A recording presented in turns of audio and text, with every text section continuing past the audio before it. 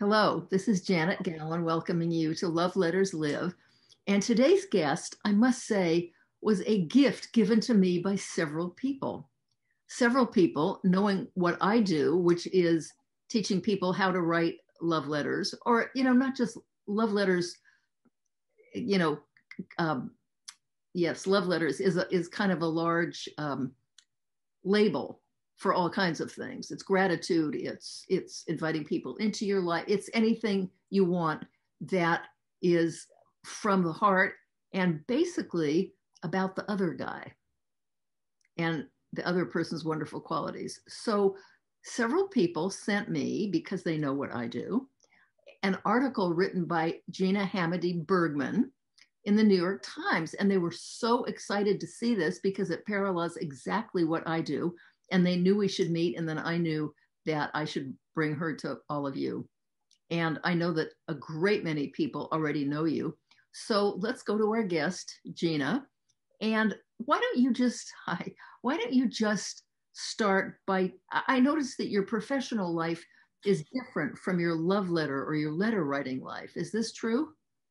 Well, and you've seen my book, right? No, I have not seen your book. Oh my God. I thought you reached out to me because you saw my book. But No, yeah, I reached out to you because people who are, interested in part of my life in letter writing saw the article and sent me the article. Yeah. So the New York Times piece came out maybe a couple weeks before this book came out last week. On Oh, you did say you had a book coming out, but I haven't seen it. So okay. Oh, okay, great. Yeah. Well, it just came out. So it's called I Want to Thank You. How a year of gratitude can bring joy and meaning in a disconnected world. And this was my training to be able to write that, how to write a gratitude letter piece for the Times, because I spent a year writing 365 gratitude notes and letters. And every month I turned to a different group of recipients. So I thanked neighbors one month, I thanked friends, career mentors, family members, healthcare workers. Every month I had a different theme and wrote a book about it, which just came out. And yes, for the New York Times, I wrote sort of like compiled my best tips for, writing maybe your first gratitude letter. If you've never done anything like this and you don't know where to start, here's what to do. What prompted you to start the gratitude letters? To write those letters that year. So I had a stack of thank you notes to write to people who had donated to a fundraiser for City Harvest, which is a great organization in New York City. It fights hunger. And it was a task that I wasn't necessarily looking forward to. I'm a writer. I love to write to friends and in my journal and such, but it wasn't, I had two little kids at the time. It wasn't something that I was doing regularly, writing to people. And so I had these thank you notes, and wasn't like something that I was dying to sit down and do. I was busy, and, that life gets in the way of those things that maybe would sound pleasant, but it didn't at the time. I took them with me on my commute to New Jersey. At the time I was doing this consulting gig for a sheet company called Boll and Branch. And so I had about an hour on the train in the morning, which I generally spent in my lists and emails and inboxes and social feeds and just trying to, tread water. And one day I sat and, turned to these thank you notes, and it was surprising how good it felt to sit 5 or 6 or 7 of these and write these thank you notes to people from all over my life, some of whom I haven't seen for years and years, who gave, $20 or $50 or $100 to this fundraiser that I'd organized. And over the course of a month, it was January 2018, I would sort of, some days I would write the thank you notes, some days I would be back in my phone doing everything else. And I just kept noticing this, that, oh my goodness, when I sit down and write these notes, there's a focus that feels great. I feel calm and peaceful, and that feeling carries into the day. And I feel like, I don't know, a veil has been lifted. Do you know why you feel calm and peaceful while you're writing these notes? I do now. I do now. After writing the book and speaking to a lot of gratitude, experts and meditation experts, I now can explain it. I mean, I would love to hear how you would Well, explain. okay, let's back up a little bit because I want to know.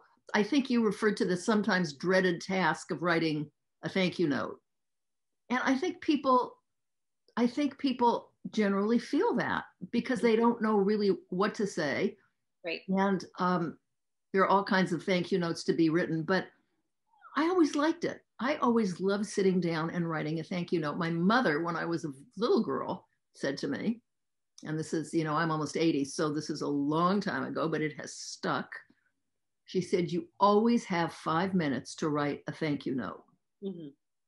And I guess we've got less clumps of 5 minutes in our lives because so much is going on.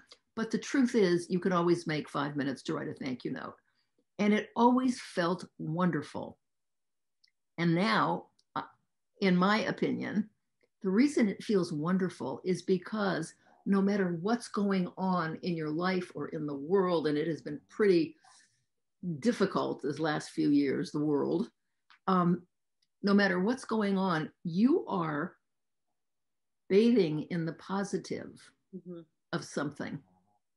Well, that's exactly it. And there's a lot of science behind that, that you right. can sit, sitting with grateful, positive thoughts retrains your brain to get there faster, right? Is like a quick way of saying it without any fancy scientific brain words, and you could do that just by writing in a gratitude journal. But I think what was special about sitting and writing, what kind of levels that up when you're sitting and writing to people, is that it's also an exchange, sort of instead of saying I'm grateful for the sunset, I'm grateful for the trees, you're saying I'm grateful for you, right. Which is a loving expression right. to somebody.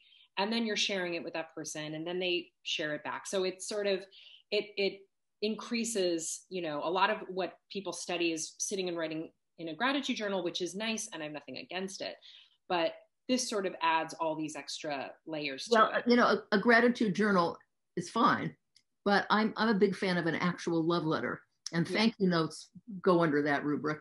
And there is something about, for me, putting a letter in a mailbox. It's a total power trip. Yeah. Talk about that. I mean, I won't let other people, they'll see that I have letters to mail. They'll say, oh, I'm going out. You want me to take your letters? No. First of all, I won't know if they actually got in the box because you've got things on your mind. But there's also something so active about putting a letter in a mailbox. Talk about that. A power trip. What do you mean exactly by that? So I know that I'm speaking to, that we're speaking on the same topic. Totally in control of my communication and where it's going. Yeah. Well, there's a lot about it that feeds a certain aspect of myself that I hadn't thought about in a while, which is you really get to be thoughtful about what you want to say, and you can take a minute and say it, right? Which is different than in a conversation, which is always a beautiful, exchange. But this is really something thoughtful where that you can, it doesn't have to take a super long time. It doesn't have to be very, very long, but you can sit and say whatever, something that maybe you need to say that you've never said. Oh, that's a wonderful point. But I want to say one final thing about the mailbox. It's a way of acknowledging that my job is done. It's now in the hands of the post office. And I want to ask you, when you write letters, what do you expect in return? What do you think you are entitled to respect? Expect? Great question. And so I'm going to finish this. I'll get there by finishing the story of how I launched the thank you year, because it felt so good, those thank you notes. And I was thinking about this on January 31st, because I had a vague sense throughout the month in the back of my mind that this is something that feels good and I didn't expect it to. And then at the end of the month, when I was done with my stack, it was January 31st. And I sort of really sat and thought about it. Like, this really did feel better than I thought. What does that say about my crazy scattered brain and the fact that I truly needed that focus and that it felt so good for me? how many notes were there again? And I looked and there were 31 notes and it was January 31st. So the year sort of came to me in a little, Right. in a little gift wrap. And especially because I have this background in magazines. I was the travel editor at Food and Wine. I worked at Oprah Magazine and Rachel Ray Magazine. So I kind of think in content calendars, you know? And so I knew that if I were to do this, if I were to write a letter for every day of that year, that I would have to put a little structure behind it and give myself a little organization, which is why I came up with those different months and things. And one of the first things I did so that was January. February was neighbors. That was my first kind of intentional month where I started writing these thank you notes to neighbors. And right away, I started writing the list of neighbors that I wanted to thank and what I wanted to say on a spreadsheet. I started there. And I quickly erased the spreadsheet because I realized that there would be this natural column for replies. And I thought, I don't want to keep track of that. And actually wrote a note to myself, give everything, expect nothing. Like because those letters are a gift. They're a gift. They're a gift. And when you give somebody a gift, you don't expect a like gift in return. Exactly. And this is something that I love. I've decided to take upon myself. It was something for me and of course for other people, but you know, my intentions were one thing. I couldn't put those intentions on anybody else. Right. Good. You know, so I thought, I don't even want to ever look back and I don't even want to know if somebody didn't reply. I don't even want to look back and say, oh, did you ever get that? Or did it come? You know, I just never wanted to follow up. I never wanted to expect anything. And I thought any replies that come back, any mail that comes back or a voicemail or an email or anything that comes back, I'll look at it as a gift. May I tell you a short interlude story on that? Because I also would never think of calling and saying, did you get my letter? First of all, the only thing it can do is make somebody feel guilty for not replying or put somebody in an unpleasant predicament. But I wrote one thank you note to a man for coming to a workshop that I had done. It was a very brave thing of him to have done. It wasn't his natural tendency to do such a thing. And he wrote a wonderful letter in this workshop. And I sent him a thank you for coming to this. Mm-hmm. And his wife is a friend, more than a friend. She's the woman with whom I started Love Letters Live, whole other story. And after about 3 weeks, I know she would have said something. So after about 3 weeks, I called and I said, I never do this, but I'm just curious if Jim got a letter from me. And she said, no. Really? No. Okay. Something went wrong. About 4 weeks later, I get something from the post office. It is the letter I had sent to him and another person, a thank you letter, returned to me. The envelopes all slitted up. The post office had caught a mail thief, had gone into the mailbox and stolen letters. Oh my goodness. Looking for money, I guess, or, whatever credit cards, who knows. And they made copies of the letters and sent it to the people. Oh my goodness. The USPS did? Yes, they have a fraud department that is brilliant. I just wanted people to know this. So in that, me too, I was also. In that instance, asking turned out well.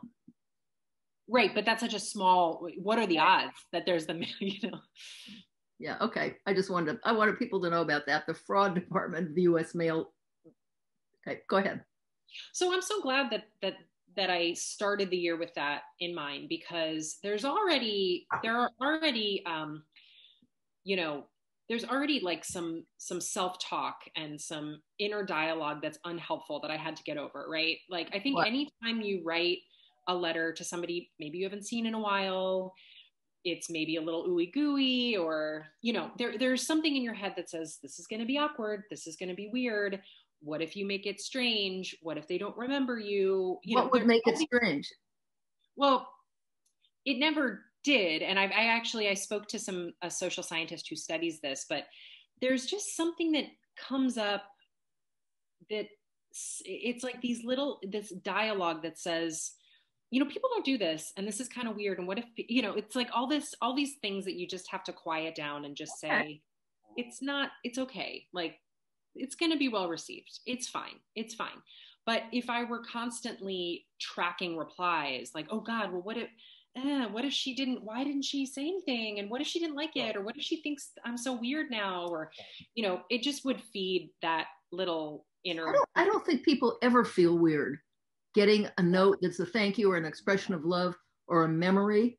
I mean, I wrote a letter to a woman. She's a relative that I don't see often. She's like a third cousin, 103 years old, going strong. And I remember her so fondly. And I remember such specifics about her. I have not been in touch with her for a long time, although I'm in touch with her son and her daughter-in-law, my cousins. And I wrote her a note, and it just started off thinking, dear Evelyn, I've been thinking about you, and as I have over the years, and she was so touched by this. It didn't seem weird. It's not. There's something that happens, it's very common to have this feeling of awkwardness, but it's unfounded. So I spoke to this social scientist who's at the University of Texas. His name is Amit Kumar, and he had done this extensive study on exactly this, on, everybody knows not everybody, but in that field, people know it's good for your health to practice gratitude. And in particular, gratitude letters are like the highest form. Like, that's sort of known in pop psychology. So he studied a group of people who, the assignment was to write a gratitude letter to somebody. And what he found, and then he also studied the impact on the recipient, which is rarely done in the field. It's usually all about how it feels to the person writing. So the upshot of the findings are people way overestimate how awkward this might be. I know, yes. Yeah, and way underestimate the impact. So basically, everybody has these little, and we had this lovely talk where he was saying the things that you're thinking about on your end are not the things that people are thinking about on their end as they open it. So you might be thinking, my handwriting is not so great, and I wish I'd gotten nicer stationery. This is kind of plain, or I'm probably not saying this right, and I can't quite find the words for what I mean, and so you're thinking of all this stuff, and you're saying, should I talk about this or that? And these are all the things you're thinking about as a writer. But as a receiver, all you're thinking is, what an amazing gift. Really? I want to say something about handwriting, because I have had people say, I don't write because my handwriting is so awful. Well, I get it a lot now too. And it's not so awful. Yeah, and, first of all, it's not. But one man who wrote me a thank you note for something, his handwriting was so awful. And I think at this stage, I can decipher pretty much anything. I just look for similar, nothing, absolutely nothing. And what he did was he typed it and included it. Great. Perfect. So that's a wonderful thing to do, because also, people look back, people save letters. They don't throw these things away. And when you look back, when you're 90, it might be nice to have a typewritten something. Yeah, that's exactly right. I say the same thing, where first of all, it's not about something. Nobody's expecting calligraphy. Nobody's expecting some piece of art. If it's legible, great. If it's truly illegible, then type it out and send it. Yes. That's you. To accompany the illegible note. Because that's a real bonus. If you can send both, that's great. But I do.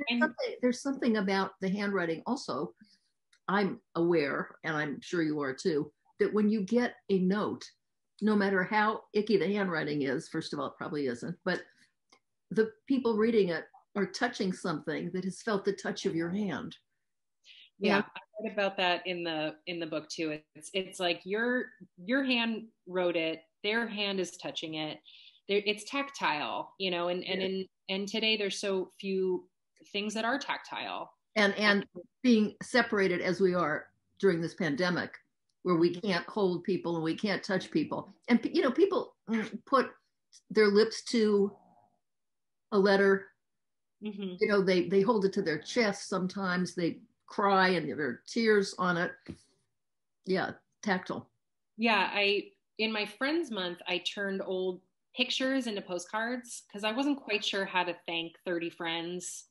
What am I thanking them for? Am I pulling out specific, favors they did for me years ago, or am I just thanking them for being a friend, and that's sort of generic? So I ended up finding old photographs and slapping a 4x6 mailing label on them and just sending those out as postcards, Wonderful. which was fun.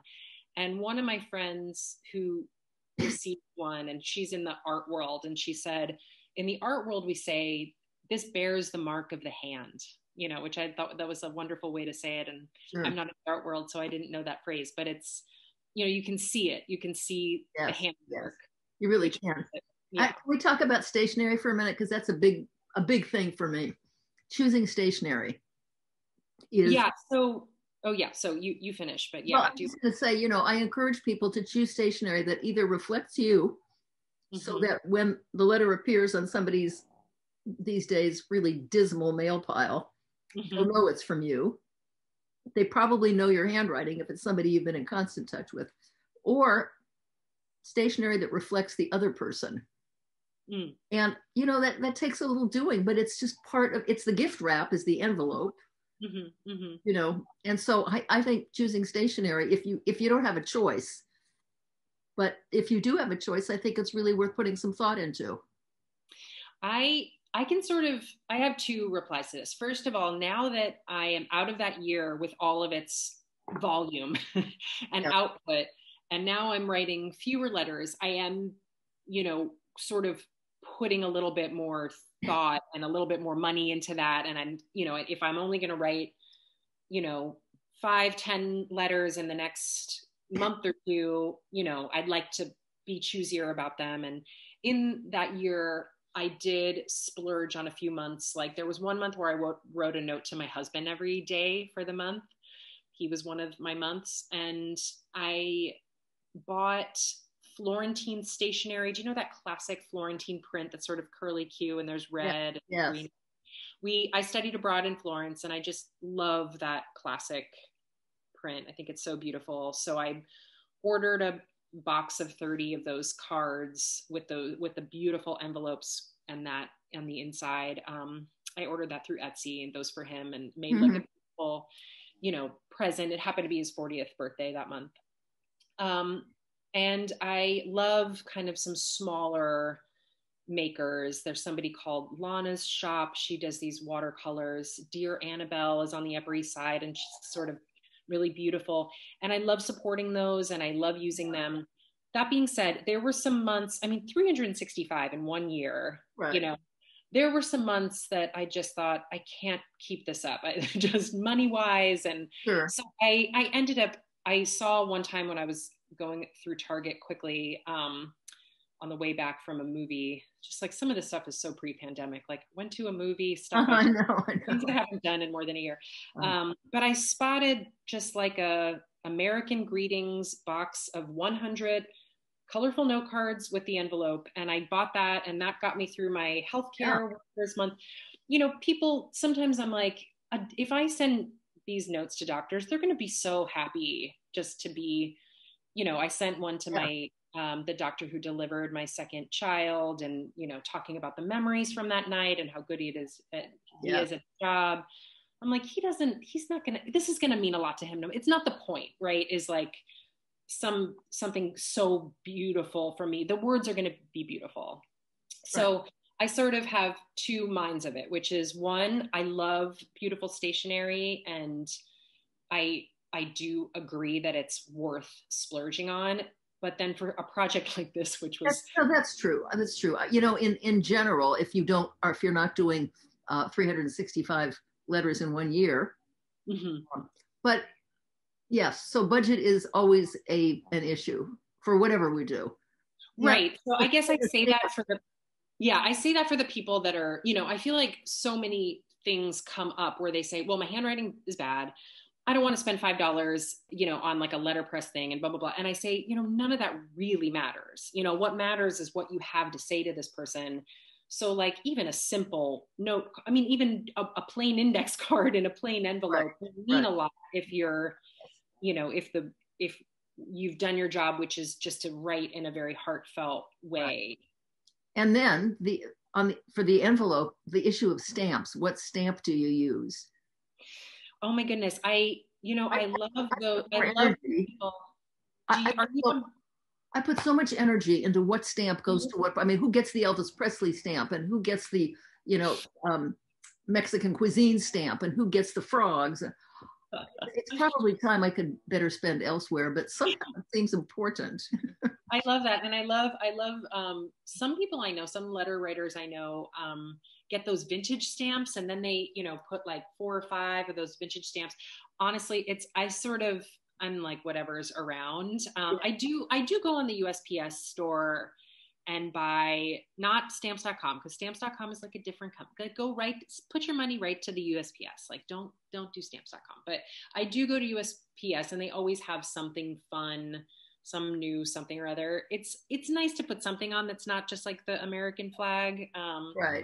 but it's not something I get caught up in. No, and it kind of continues the expression of what it is you want to say. I did a kind of a mean thing once. Well, I'm sure I've done mean things lots of times, but in this area, I got a gorgeous plate of stamps that were insects years ago. Unfortunately, they don't repeat their artwork. And one of the stamps was a dung beetle. And I thought, oh, who's going to get the dung beetle? And I had reason to send a letter to the Internal Revenue Service. Good. They got the dung beetle. Good, and good, that's good. kind of bad because, there are people working there, they're earning a living, they're supporting their children. I might have laughed. I hope whoever opened that laughed. And it's not like you addressed it to like, Rebecca White at the IRS. It's you're sending a dung beetle right. to the IRS. I think that's fine. I think that's appropriate. All of this fits into what you're sending. Well, I want to thank you for doing this with me. I'm so glad that you wrote that article. It was beautifully written, and the instructions were so clear. Thank you. So clear. It felt familiar because it was just like a workshop. So clear. And I hope and I wonder how many people got to their own pen and paper. I'm sure that you influenced people. I hope so. Yeah, I that's kind of the fun part about writing something like that. And I love when I get follow-ups, but yeah, you never know who's actually following the advice. But yeah, pick up the book and tell me what you think. I'm very curious. I'm going to look for that. Thank you very much. Well, thank you, dear. It was wonderful meeting you. You too. And I hope our paths cross again in this letter writing world. Me too, Janet. Me too. Thank you. Thank you. Bye. Bye.